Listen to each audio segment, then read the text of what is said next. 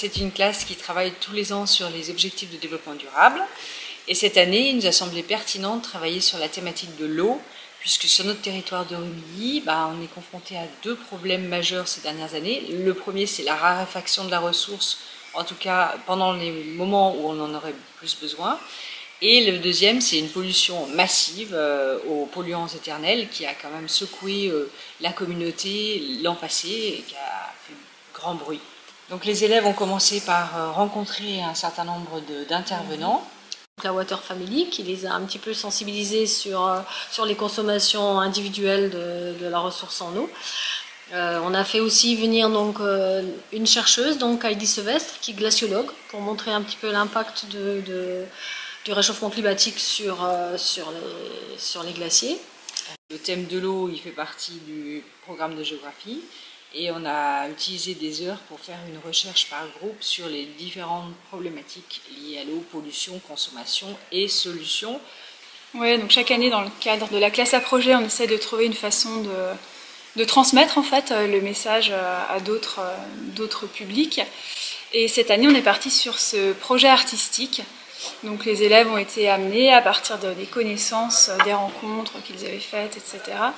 à concevoir une affiche dans laquelle ils devaient faire passer un message assez fort. Donc ils ont travaillé sur ce message, cette phrase ou ce slogan, et puis l'image qui allait l'accompagner.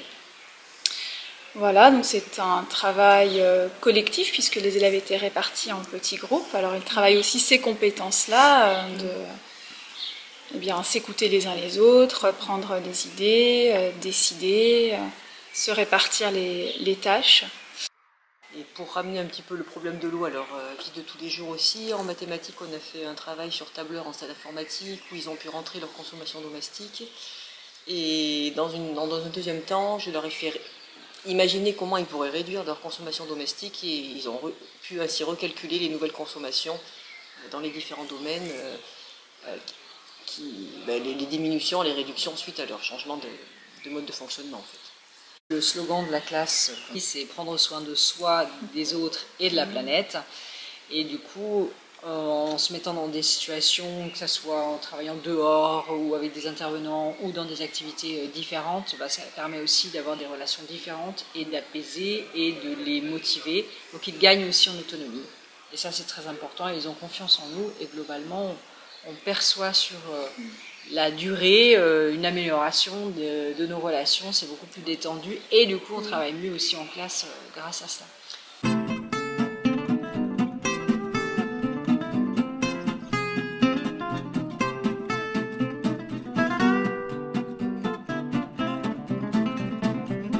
Donc qu'est-ce que tu veux expliquer dans ton affiche? Vas-y. Que dans les années à suivre, il y aura plutôt à cause de nous et du changement climatique et que du coup par exemple pour les JO les personnes elles vont nager dans la terre et non dans de l'eau.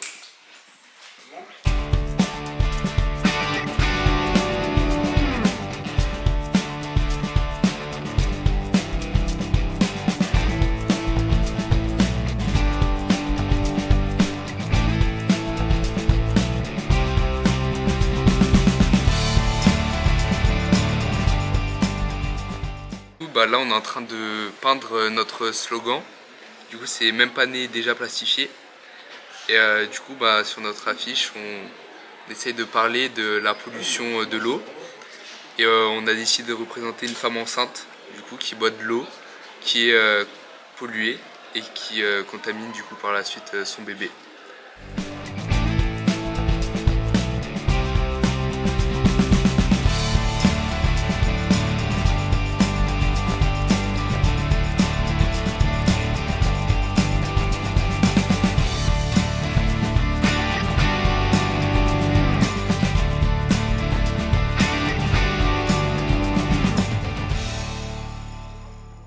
C'est quoi l'histoire de votre affiche? C'est quoi le message?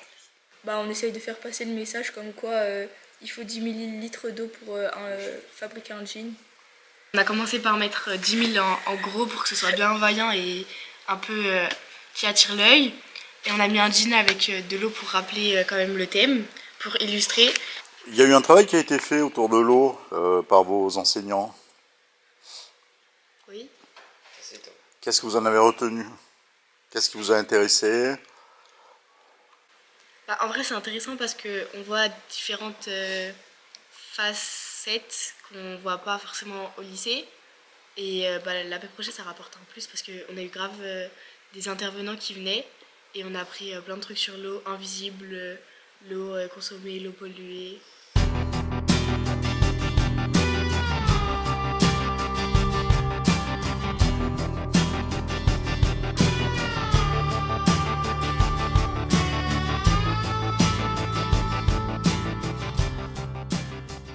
Je suis en train de faire les contours de notre slogan sur notre affiche.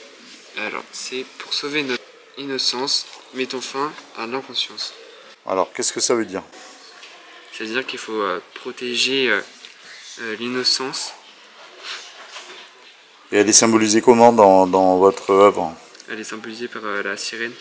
C'est une sirène qui est sur un lit d'hôpital, comme si justement elle était en danger et qu'il fallait la protéger. Et voilà. Elle est sous perfusion? Oui, elle est en train de... À la place d'avoir un masque à oxygène, elle a un masque avec de l'eau.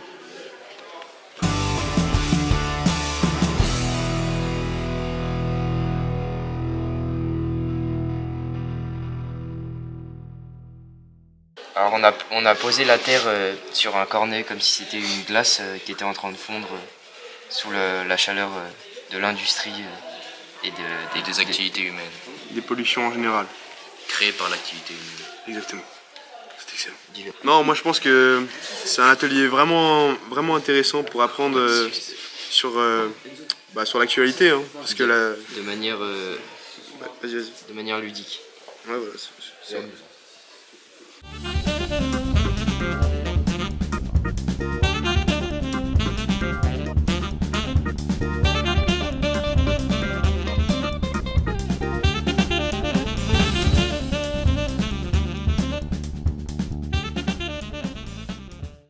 Fait un thème autour de Noël et en fait pour représenter la sécheresse de l'eau et la rareté, on a voulu imaginer les cadeaux autour de l'eau.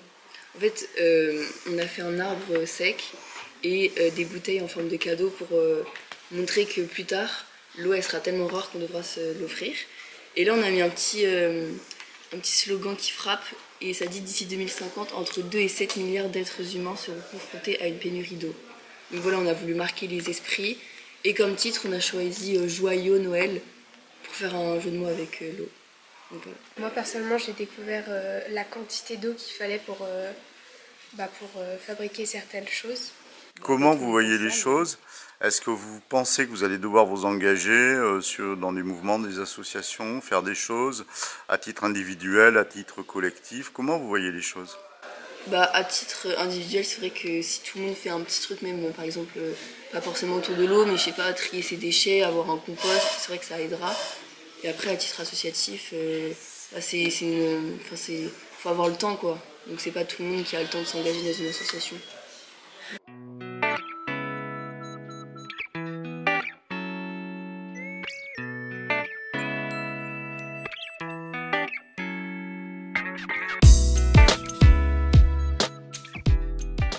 Le sujet sur la surconsommation des uns qui va faire le malheur des autres.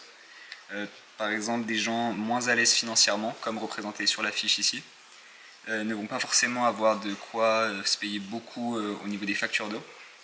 Et ils en ont beaucoup moins, parce que les personnes justement plus aisées financièrement, on consomme énormément, surconsomme l'eau, ce qui diminue énormément l'eau dans les nappes phréatiques. Donc c'est aussi un problème économique, donc surtout économique puisqu'on n'a pas forcément de quoi se payer de l'eau, mais aussi social au niveau de l'égalité entre les personnes.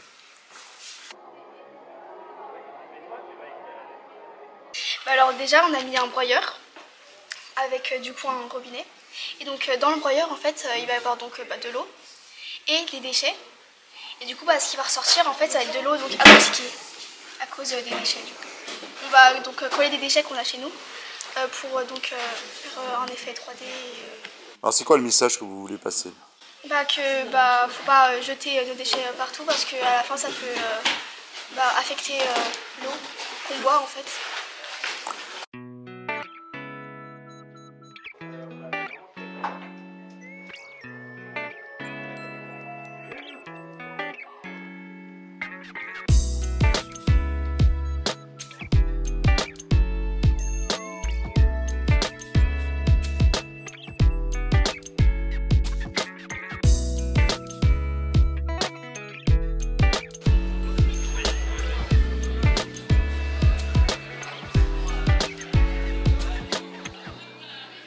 voulait vraiment faire un contraste entre la sécheresse et la terre, donc qui représente l'humanité, les personnes. Donc les personnes qui sont insouciantes, qui ne voient pas arriver la sécheresse. On les voit assez fêtardes, qui est représentée avec la planète, qui fait la fête avec un petit bonnet de fête et des petites paillettes, etc., une trompette, qui saute sur son canapé, donc ça représente voilà, l'insouciance. Et juste à côté, donc une porte ou une momie qui représente la sécheresse, qui arrive à la porte et qui frappe la porte pour dire que elle est présente, quoi, elle arrive. Et on voit bien que la terre est complètement inconsciente que la sécheresse est bien là. Et du coup notre slogan il dit attendons-nous que la sécheresse frappe. Et juste en bas on a sans rien faire. Donc nous les jeunes on se dit oh là là, on s'en fout un peu, ça va pas nous arriver à nous, ce sera pour les générations futures, etc. Et ça va nous arriver. Et au final c'est beaucoup plus proche que ce que l'on pense. Et du coup il faut être actif dès maintenant. Ce qui m'a beaucoup touchée dans ce qu'on a appris durant cette année dans l'AP Projet avec le thème de l'eau, c'est vraiment le manque d'eau très important, même en Europe surtout, parce que on s'en rend pas compte en fait, comme on a de l'eau du robinet qui sort comme ça facilement, c'est difficile de s'en rendre compte, mais quand on voit qu'il pleut très peu l'été, des températures très élevées ou le lac qui recule, on s'en rend bien compte au final. Certes, à notre échelle de citoyens, etc., on use quand même de l'eau, mais c'est pas nous la principalité, la principale utilisation d'eau, c'est surtout l'agriculture. Moi, je pense que ce qu'il faudrait faire, c'est consommer durablement des produits qui viennent pas de trop loin, même pour les vêtements ou d'autres objets, pas que la nourriture. Enfin, vraiment les sélectionner intelligemment, savoir d'où ils viennent, comment ils ont été fabriqués. Pour vraiment limiter son impact. On vient de faire un atelier, là il n'est pas fini, hein, mais on est au 4e jour. C'est nouveau pour vous? Qu'est-ce qui vous a intéressé? Est-ce que c'est une expérience intéressante? Oui, moi j'ai trouvé ça très très intéressant parce que c'est vrai que ça change de notre routine habituelle. Et puis c'est vrai que après le collège, au lycée, si on ne prend pas d'option, on n'a plus du tout d'art plastique. Et avoir une semaine comme ça où on prépare une affiche sur un thème donné, etc., c'est vraiment très bien et ça nous apporte énormément.